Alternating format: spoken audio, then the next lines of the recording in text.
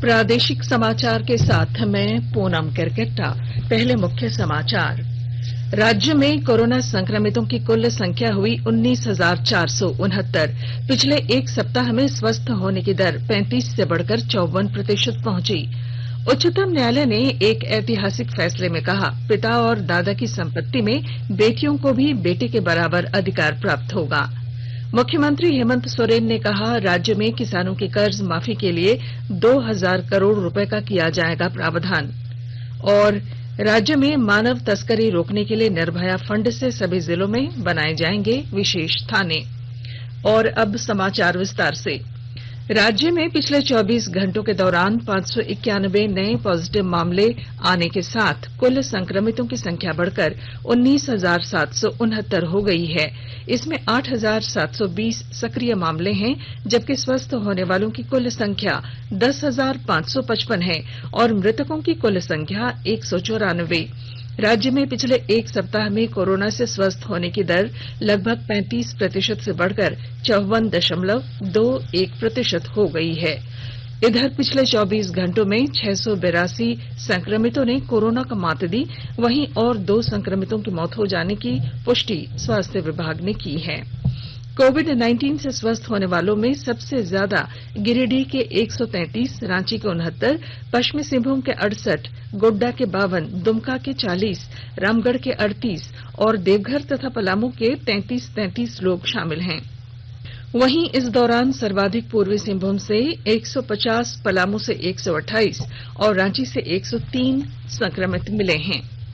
राज्य सरकार ने कोविड अस्पतालों में ड्यूटी कर रहे चिकित्सकों और स्वास्थ्य कर्मियों के आइसोलेशन और क्वारंटीन को लेकर नए दिशा निर्देश जारी किए हैं। स्वास्थ्य सचिव डॉ नितिन मदन कुलकर्णी ने बताया कि कोरोना संक्रमण को लेकर उच्च जोखिम क्षेत्र में काम करने वाले चिकित्सक, नर्स और अन्य स्वास्थ्य कर्मी 1 सप्ताह के लिए क्वारंटीन होंगे। इसके बाद आईसीएमआर के टेस्टिंग प्रोटोकॉल के अनुसार उन सभी की जांच की जाएगी। इसमें जो संक्रमित पाए जाएंगे उनका कोविड अस्पताल में इलाज होगा और जो संक्रमित नहीं मिलेंगे वे फिर से ड्यूटी कर पाएंगे।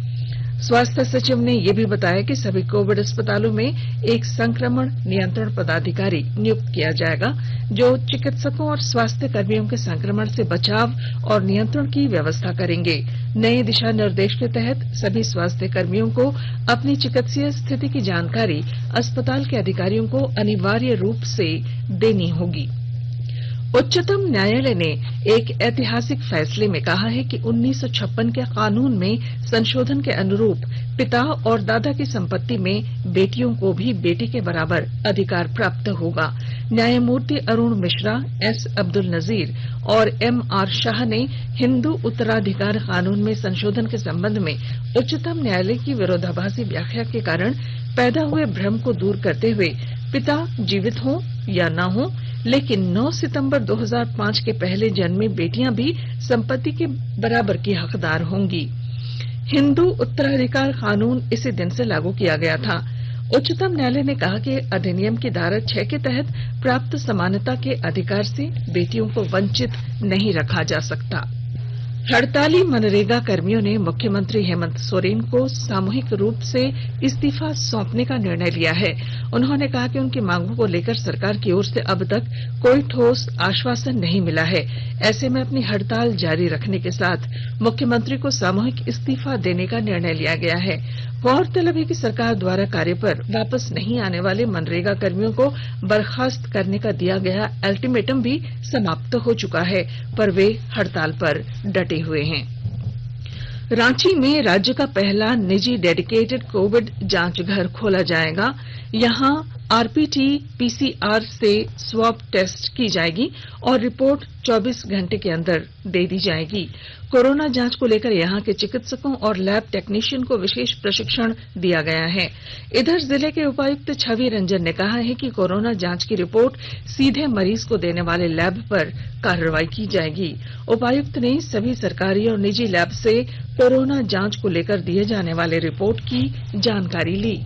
स्वास्थ्य और परिवार कल्याण मंत्रालय ने लोगों को सलाह दी है कि वे नोवेल कोरोना वायरस से अपने को सुरक्षित रखने के लिए सभी बुनियादी एहतियाती उपायों का पालन करें और सामाजिक दूरी बनाए रखें। एक रिपोर्ट। सरकार ने कहा है कि आवश्यक वस्तुओं की पर्याप्त आपूर्ति जारी है और लोगों को चिंता करने की कोई जरूरत नहीं है। लोगों को सलाह दी जाती है कि वे आवश्यक वस्तुओं और चिकित्सा सामानों की खरीदारी करते समय धैर्य रखें और शांत रहें। आवश्यक वस्तुओं को खरीदने के लिए बार बार बाहर निकलने से बचें। साथ ही लोगों से हाथ मिलाने और गले लगने से भी बचना चाहिए। बाजार, मेडिकल स्टोर और अस्पतालों में लोग कम से कम 1 मीटर की दूरी बनाए रखें। घर पर गैर जरूरी सामाजिक समारोह से बचा जाना चाहिए और घर पर मेहमानों को नहीं बुलाना चाहिए। लोगों को अपनी आंख, नाक और मुंह छूने से बचना चाहिए और लगातार हाथ साफ करते रहना चाहिए। हाथ को दोनों तरफ से कम 20 सेकंड तक रगड़कर धोना चाहिए। यदि कोई व्यक्ति खांसी या बुखार से पीड़ित है तो वह दूसरों के संपर्क में आने से बचे और डॉक्टर से तुरंत परामर्श ले। स्वास्थ्य मंत्रालय ने कोरोना वायरस के बारे में जानकारी के लिए एक टोल फ्री नंबर 1075 जारी किया है। इधर राज्य सरकार की ओर से भी कई दिशा निर्देश जारी किए गए हैं। इस सिलसिले में सरकार ने हेल्पलाइन नंबर 181 जारी किया है। सरकार ने कहा है कि कोरोना वायरस से संदिग्ध तौर पर संक्रमित कोई व्यक्ति पाया जाता है तो इसकी सूचना 0651 जो रांची का कोड है और टेलीफोन नंबर 2261-000 तथा 2261-002 के अलावा फैक्स नंबर 2261-856 और मोबाइल नंबर 9955837428 पर दी जा सकती है। आकाशवाणी रांची भी आपसे अपील करता है कि कोविड-19 के संक्रमण से बचने और अन्य लोगों को सुरक्षित रखने के लिए कृपया घर पर ही रहें और सरकारी दिशा निर्देशों का पालन करें। पूर्व राष्ट्रपति प्रणब मुखर्जी की हालत ऑपरेशन के बाद भी नाजुक बनी हुई है। उन्हें वेंटिलेटर के जरिए कृत्रिम श्वास दी जा रही है। उन्हें कल नाजुक हालत में दिल्ली छावनी में सेना के रिसर्च एंड रेफरल अस्पताल में भर्ती कराया गया था। उन्हें कोविड-19 से संक्रमित भी पाया गया है।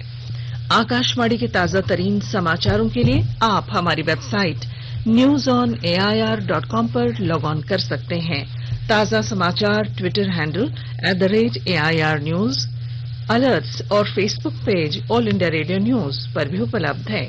आप प्रादेशिक समाचार एकांश के ट्विटर हैंडल @AIR News_रांची और Facebook page AIR News Ranchi के अलावा YouTube channel regional news unit Ranchi पर भी हमारे बुलेटिन सुन सकते हैं। प्रादेशिक समाचार आप आकाशवाणी रांची से सुन रहे हैं। मुख्यमंत्री हेमंत सोरेन ने कहा है कि किसानों की कर्ज माफी को लेकर सरकार जल्द ही फैसला लेगी। श्री सोरेन ने कल संवाददाताओं को संबोधित करते हुए बताया कि कर्ज माफी को लेकर कृषि विभाग की ओर से नियमावली तैयार कर ली गई है और 2000 करोड़ रुपए का प्रावधान किया जा रहा है। उन्होंने ये भी कहा कि प्रधानमंत्री किसान योजना के लिए नए किसानों का नाम जोड़ने की प्रक्रिया शुरू की जा रही है। इसके बाद लाभुक किसानों की नई सूची जारी की जाएगी। राज्य का नया प्रतीक चिन्ह 15 अगस्त को जारी किया जाएगा। इसे जारी करने को लेकर तैयारियों को अंतिम रूप दिया जा रहा है। हालांकि नए प्रतीक चिन्ह में आंशिक संशोधन किए जा रहे हैं। इसके बाद मुख्यमंत्री हेमंत सोरेन की मंजूरी ली जाएगी। गौरतलब है कि नए प्रतीक चिन्ह को 23 जुलाई को मंत्रिमंडल की बैठक में मंजूरी दी जा चुकी है। राज्य के सभी जिलों में मानव तस्करी रोकने के लिए विशेष थाने खोले जाएंगे। केंद्र सरकार के निर्देश पर निर्भया फंड से एंटी ह्यूमन ट्रैफिकिंग यूनिट थाने खोलने के लिए अपराध अनुसंधान विभाग द्वारा सभी जिलों के पुलिस अधीक्षकों को पहल करने को कहा गया है। सीआईडी के अपर पुलिस महानिदेशक अनिल पाल्टा ने बताया कि पहले से चयनित लातेहार, गोड्डा, साहिबगंज और गिरिडीह जिलों के अलावा इस चरण में धनबाद, पूर्वी सिंहभूम, सरायकेला खरसावां, गढ़वा, हजारीबाग, कोडरमा, चतरा, रामगढ़, बोकारो, देवघर और जामताड़ा जिले में ये थाने खोले जाएंगे। इसके लिए केंद्र सरकार ने लगभग 3 करोड़ रुपए जारी किए हैं। प्रधानमंत्री नरेंद्र मोदी कल पारदर्शी कराधान ईमानदार का समापन शीर्षक से एक वेब पोर्टल की शुरुआत करेंगे। प्रत्यक्ष कर सुधारों की दिशा में सरकार द्वारा उठाए गए महत्वपूर्ण कदमों के अंतर्गत इस पोर्टल की शुरुआत वीडियो कॉन्फ्रेंसिंग के जरिए की जाएगी। कर सुधारों का मुख्य उद्देश्य कर दरों में कमी लाना और प्रत्यक्ष कर कानूनों को सरल बनाना है। केंद्रीय वित्त मंत्री निर्मला सीतारमण और वित्त राज्य मंत्री अनुराग सिंह ठाकुर भी इस अवसर पर उपस्थित रहेंगे। केंद्रीय शिक्षा मंत्री रमेश पोखरियाल निशंक ने नई दिल्ली में वर्चुअल बैठक में वास्तुकला शिक्षा विनियमन न्यूनतम मानक 2020 जारी किए। श्री निशंक ने प्रतिभागियों को संबोधित करते हुए भारत की अनूठी वास्तुकला, स्मारकों और मंदिरों के वास्तु सौंदर्य का उल्लेख किया। उन्होंने कहा कि वास्तुकला परिषद को वर्तमान और प्राचीन वास्तुकला से प्रेरणा लेनी चाहिए और इस क्षेत्र में भारत को फिर से अग्रणी बनाने के लिए व्यापक बदलाव लाना चाहिए।